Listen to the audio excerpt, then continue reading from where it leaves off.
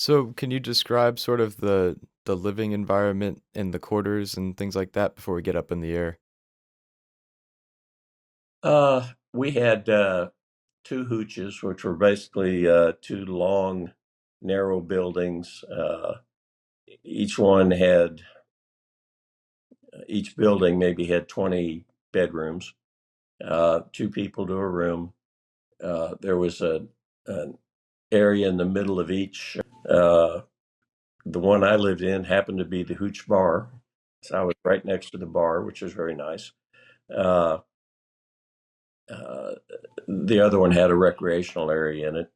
Uh, we had a platform between the roofs of the two buildings that we called the beach, and people would go sit up there and sunbathe or do whatever, read books, because there wasn't much else to do. Uh, we had a lot of music. We had a lot of liquor. We had a lot of food that would be shipped in. We would do Mexican night once every 2 weeks. We'd have a steak night. Uh, the quarters had a grill that had been made out of a 55-gallon drum that we would get Vietnamese charcoal and we would light it with jet fuel.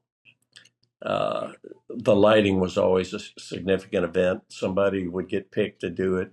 They'd take a stick or an ember, get it burning, and run as fast as they could by the charcoal grill and drop the thing in and try to avoid the explosion of flames that came right after it.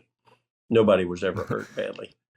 But we, yeah, we tried to make it as much as home as we could. There was a good dining hall and a club on base. Uh, but really, your life was just going to the squadron, flying and working all day, and then coming back and sleeping and talking to your friends and doing the same thing again and again.